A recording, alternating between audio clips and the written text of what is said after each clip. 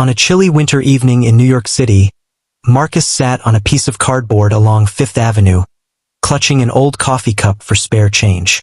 His coat was torn, his beard scruffy, and his eyes hollow with defeat. Tourists rushed by with shopping bags, never sparing him more than a glance.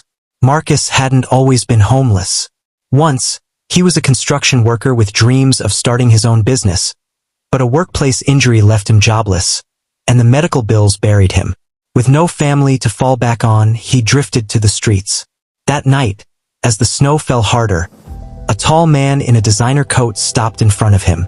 Unlike the others, this man didn't toss coins.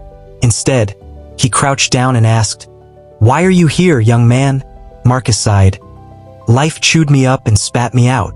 Nobody cares anymore." The stranger looked into his eyes for a long moment and slipped a sleek black envelope into his cup. "Tomorrow, go to this bank. Your life doesn't have to end on these streets." When Marcus opened it, his hands shook. Inside was a cashier's check for $1 million and a card with the name Jonathan Pierce, CEO, Pierce Enterprises. At first, Marcus thought it was a cruel prank. But the next morning, with trembling hands, he entered Chase Bank. The teller scanned the check, and her eyes widened. It was real. Overnight, Marcus was no longer a beggar, but a millionaire. He returned to Jonathan Pierce, who revealed, "I was homeless too, sleeping on benches in Chicago before someone gave me a chance. Now I'm giving you one. What you do next is up to you." Marcus invested the money in a construction company that hired homeless veterans and struggling workers. Within 2 years, he wasn't just wealthy, he was a symbol of second chances.